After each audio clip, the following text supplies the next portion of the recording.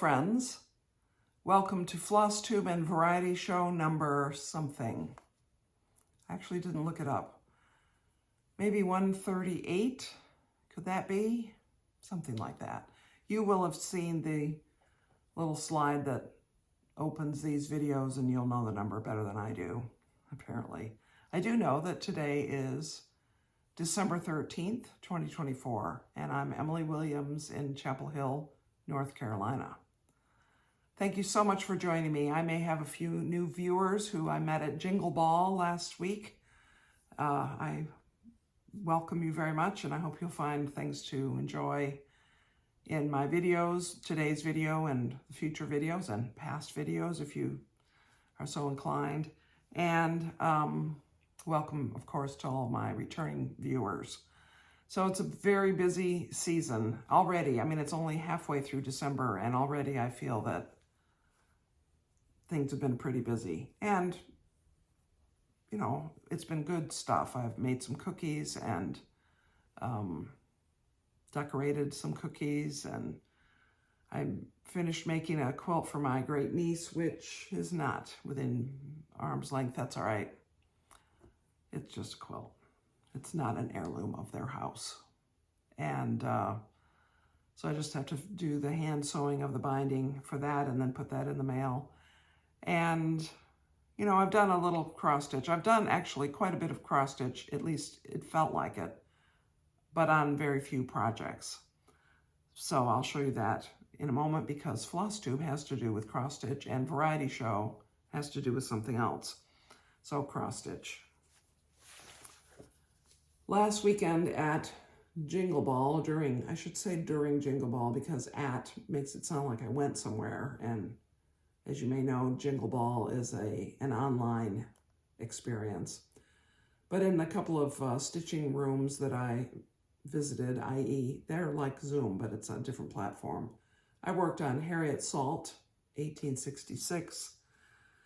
I had talked, I think this has 30 pages of pattern, and it's, you know, the vertically oriented pages, and it's 5 across, 5, 2, 3, 4, 5, and then 6 lines of them. And I figured out that if I want to do it in, you know, 4 or 5 years, I have to do a certain number of pages. And what I did was I just finished up what was on the second page.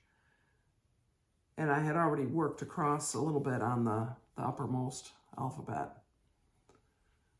But I didn't do partial letters on this margin. And I also, there's a whole partial line at the bottom that I didn't do. And partly because in order to do partial that's over a page, I really want it to be peaceful and quiet so I can concentrate and not mess up the overlap part of it. And these letters here, especially, there have been a couple of page changes along here that I have felt like I wanted my full wits about me while I was doing that particular thing. So I will return to this project at some point when I can concentrate at least on those letters that border the page break. But so I've done about this much, right about up in here. 2 15ths, 2 30ths, 1 15th. Very enjoyable. If I were inclined to be a monogamous stitcher, I would enjoy working on this, I think. This is, by the way, a gigantic piece of Russian tea cake, 37 count. And I'm using DMC 321, 1 strand over 2. And I bought a cone of 321. I think it says something like 20,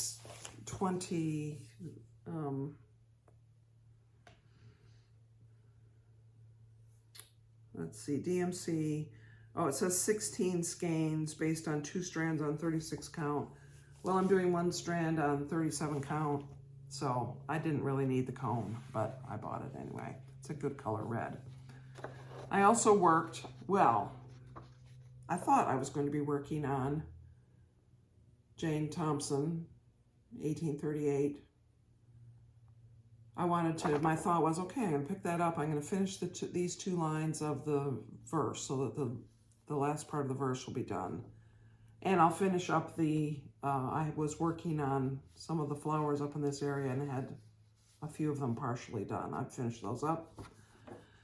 But then it was Jingle Ball, and I decided that took too much concentration for me to enjoy the other things going on in the Jingle Ball. So I said, I'll just go across the bottom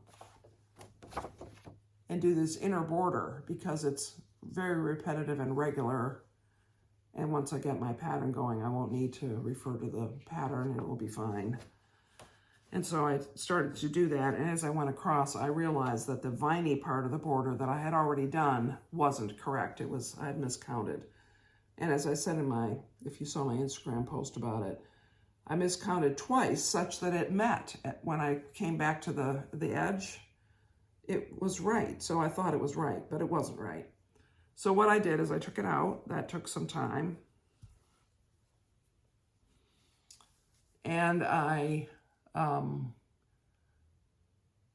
then I put in that basting line that is 1 stitch below where the vine ends at the bottom. Its lower part dips down there. So that as I'm approaching it, I will know that I'm right. I'll be sure to get it right. And then when I finish stitching that, I'll take that basting stitch out. And I'm going to just keep going and finish putting that back in. My other thought was that I would do all the little leaves around the vine, which I've done it, maybe 1/3 of the way around. And so if I finish up the little leaves, then that's good. I mean, every stitch has to be finished in order to complete the project. So as I was working on this, I thought to myself, if I were to have to become a monogamous stitcher, I would not be sad about working on this project only. And then I thought, well, I really need to work on Margaret Hutton. This was the Hands Across the Sea workshop piece for the Queen City Sampler Guild workshop with Nicola Parkman in May, because we have access to the little videos that give Nicola's excellent instructions on the different specialty stitches that are in here until May, until the end of April, basically. And I really want to finish this project with the help of those videos, so I have to get going on it. And I was watching some Flosstubes and some Sudoku videos and things, so I didn't want to get too crazy. So I worked on alphabets across there. So I extended all 3 of those lines of alphabets, sort of the basic alphabets, finished the top one, added a bunch of letters to the other 2 lines, and I will keep on with that. And as I was working on this, I thought, if I had to work on something monogamously, I wouldn't mind working on this. Now, don't let that scare you. I'm not going to become a monogamous stitcher. But as I was working on those 3 things, I was thinking about 2025 and what my plans might be.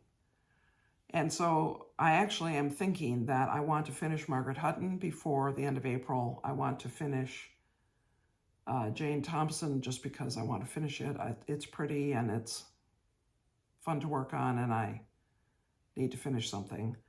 I want to make good progress on Harriet Salt. So those 3 things. Nancy Cook is her name, is the little piece that comes in 2 parts that you sew the 2 parts together. I want to keep working on that. I'm about to be able to start on the second half of it, the rice stitch alphabet.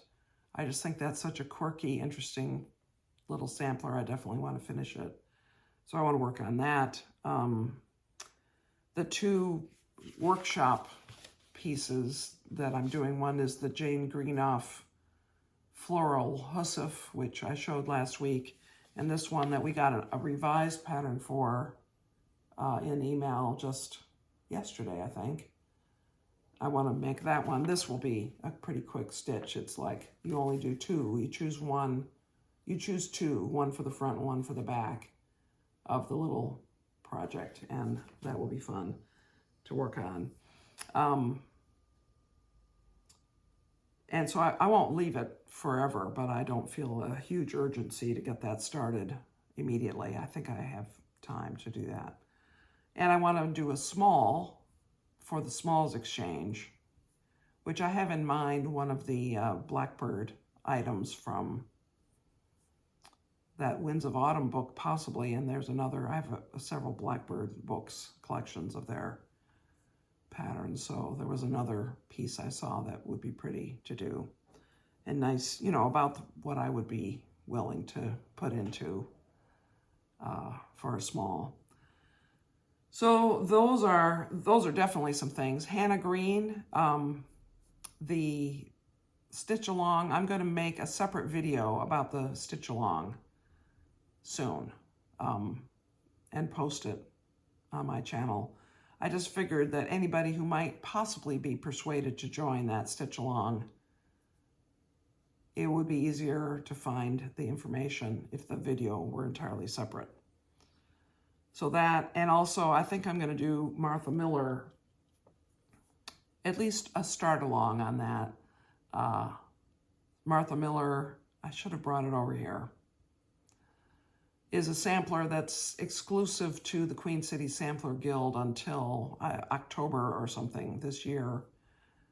And it's very pretty. It's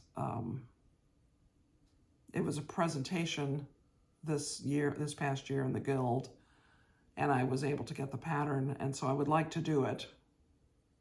And I'll work on that. It starts in January, and it would be sort of a companionship with some of my fellow guild members in the Queen City Sampler Guild. So I'll work on that also, but I'm not making a commitment in my mind to complete that, or just keep up with it, I should say. It's going to be divided into 9 sections to be finished in 9 months so that it could be framed within the year. I think that workshop was in early November, so the idea is you'd finish it in September, and then you'd have 6 weeks to get it framed if you were so inclined, and have it done within the year of when the presentation of the sampler to the Guild occurred.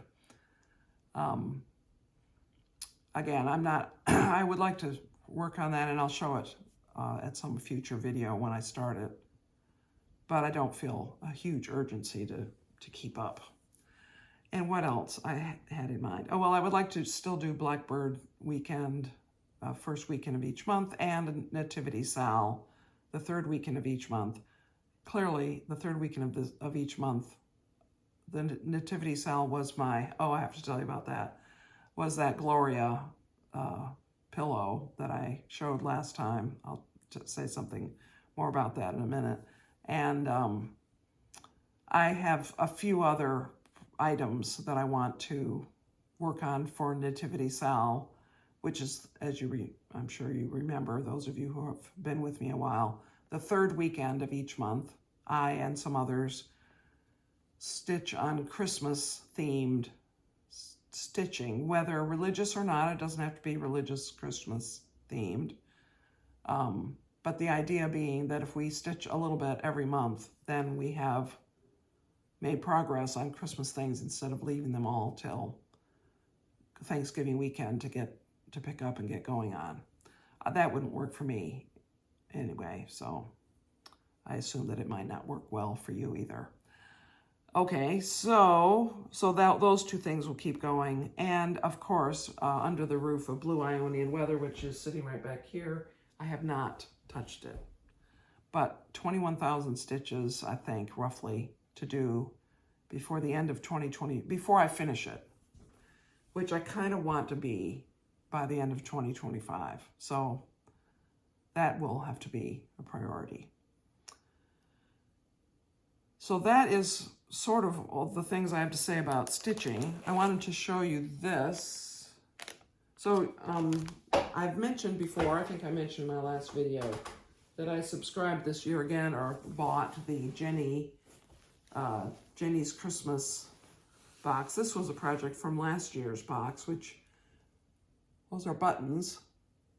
And we were given the fabric and the buttons and the chart, the layout of how to put the buttons on there. It was a chart that had little holes, and you use a chalk pencil, which we were also given to mark where the buttons go, and then you sew the buttons on, and it forms this nice sort of snowflake shaped design. Some of you are rolling your eyes already, I know, because snowflakes have 6 sides, not 8 sides, yet they are depicted in cross stitch and everywhere as having 8 sides. And that's very natural because it's much easier to work to figure out how many threads over and across and so on that you would have to stitch in order to make an angle if you're doing 45-degree angles, which is what 8-sided snowflakes have within them, as opposed to a 6-sided snowflake, which has 60-degree angles. I understand that, but it still makes me roll my eyes. But in this year's Jenny box was this little project, which you see here is that pillow pictured. And here is the finished project. I'm sorry, there's a little glare.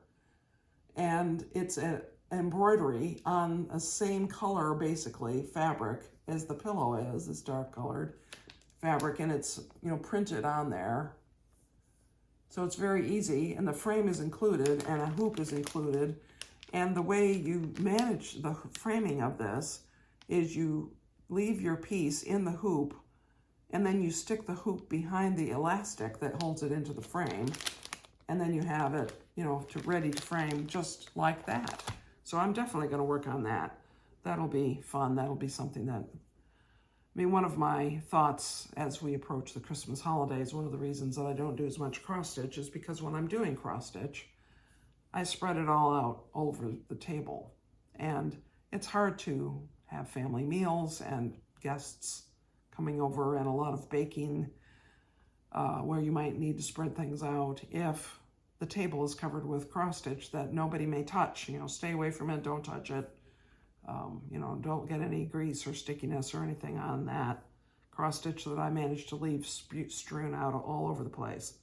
So this little embroidery project in my knitting and things of that sort are things I can more easily work on in a tidier manner.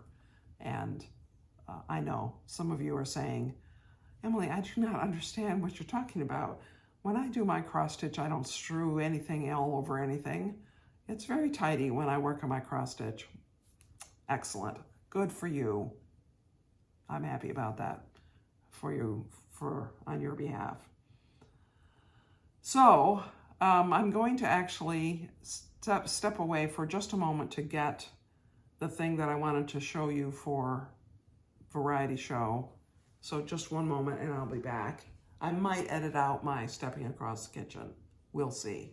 So, variety show.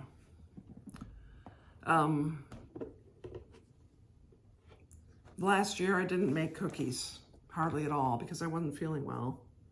But this year I did make cookies. I made, I think, one of the best cutout cookies that I've ever had. The other really good one is the recipe that Cindy has, which hopefully she's making. But these are molasses, I'll just show this one.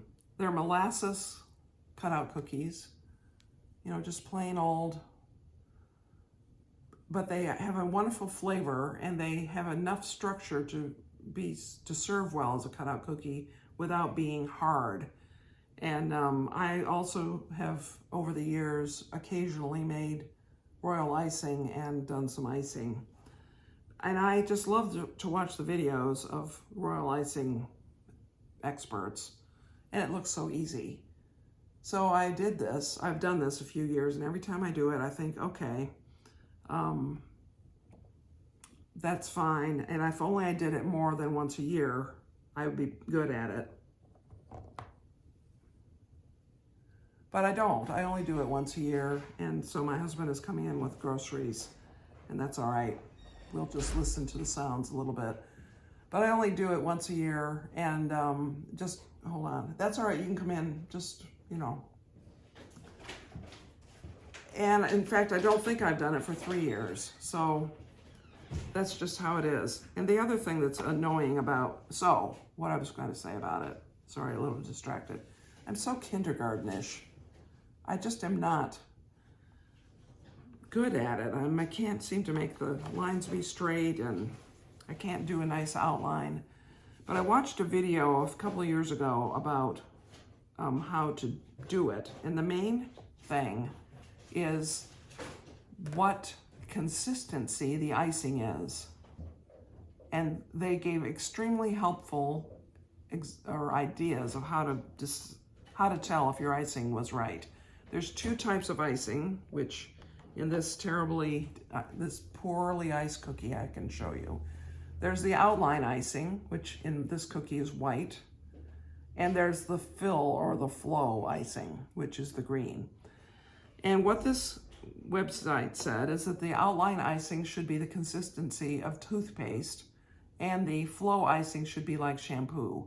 That is fantastic, because we all have experienced, probably, toothpaste and shampoo, so we know what consistency those things are. And this time I think I got my shampoo perfect, but my outline icing was a little too stiff. I thought that turned out nice. Isn't that pretty? So anyway, that made it a little frustrating. I could have taken the icing, the outline icing out of the bag and mixed a few drops of water into it and then re-bagged it, but it was, I started working on this Wednesday night at 10 p.m. and I finished it. I have a great big batch of these cookies. I finished it at 2 a.m. after I did a little cleaning up. And so I was not I did not have the frame of mind necessary to unbag my outline icing and mix a little water into it and then redo it. I wasn't going to do that. But it's very fun. I wish I did it more often. The other thing it's sort of off-putting about doing it is that once you ice these cookies, the icing is wet and it takes quite a bit of time for it to dry. And if I were to have done it in the daytime and they were all over the table drying, that would have meant no cross stitch or no eating at the table, playing games, all the other things that tables should be used for.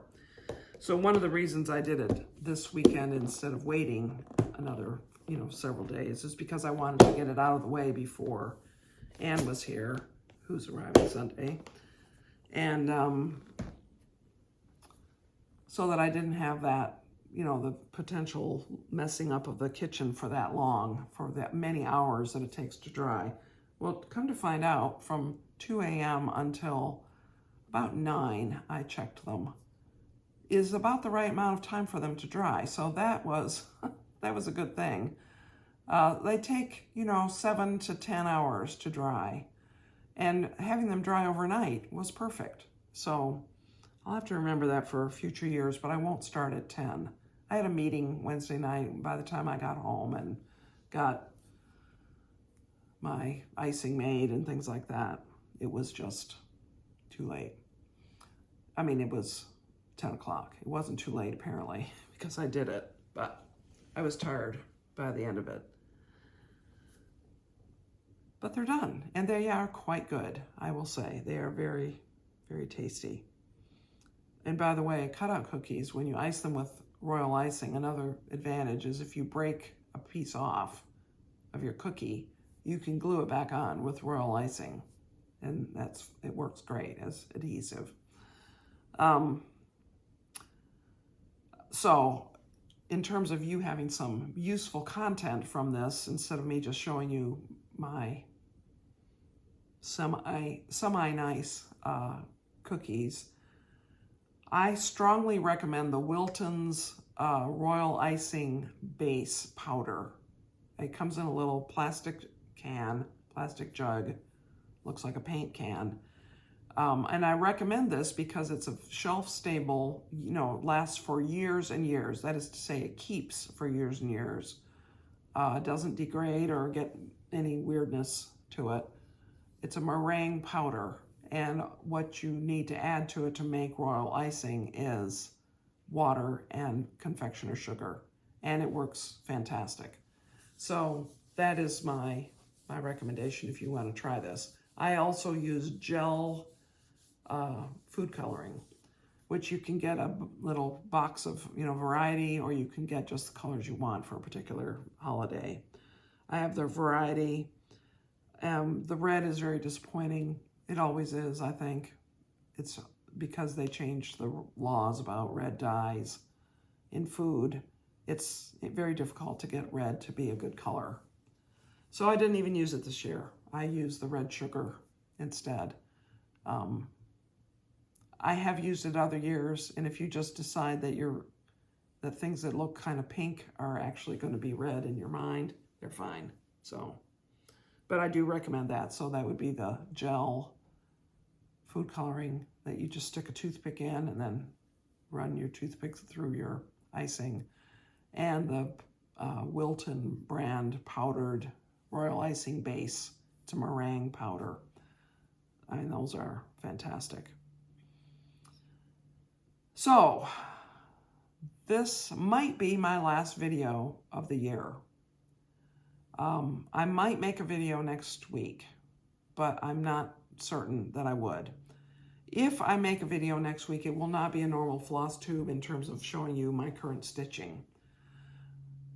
But if I make a video, I might pull out finishes from recent and distant past, just for a little trip down memory lane of the things I've worked on recently and over the years. I showed some of my distant past finishes back in the beginning of my video, so any of you who've been with me from the beginning, you will have seen those things. But it's been over a year, maybe a year and a half since I've shown those things. My first videos, I think, were sometime in early 2021, so I'm coming up on 3 years of doing Flosstube videos. And I have not done them faithfully every week, but that's kind of my aim, my current thinking anyway, is that I do a video about, if I aim to do a video once a week, then I probably do them 3 times a month, which is pretty good. That's about the rhythm I like. So I might do a video next Friday, and if I don't, I definitely won't do one between Christmas and New Year's. And I may or may not do one right after the New Year. That would be the 3rd, I think, of January.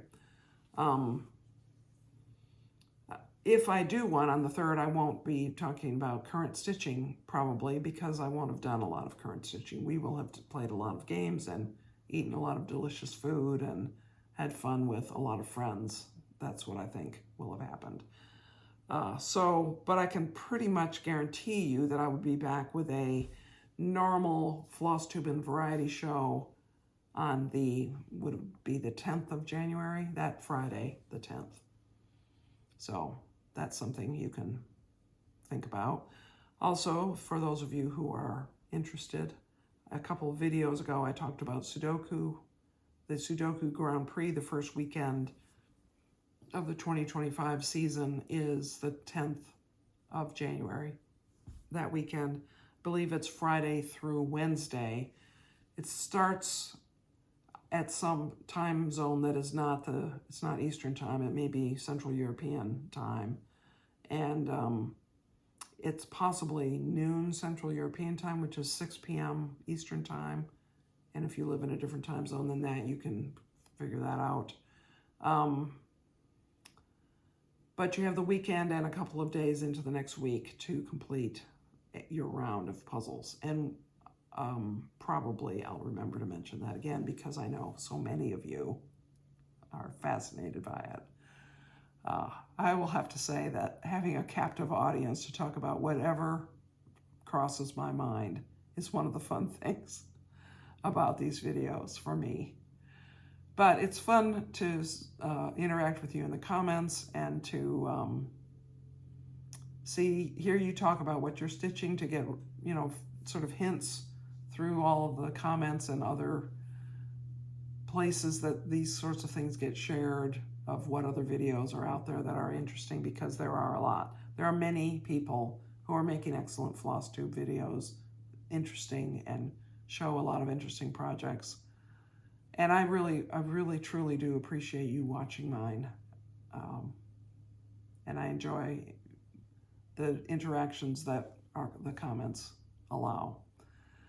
The offer to email you the recipe for 86 proof cake, which I mentioned in my video, I think last week, is still open. If you want to use the email address that I've put in the description field to this video, you can contact me that way.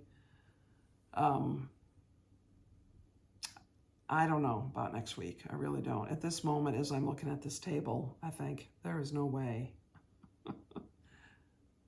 And Anna's about to come, and we are going to have our mind on other things. So we'll see.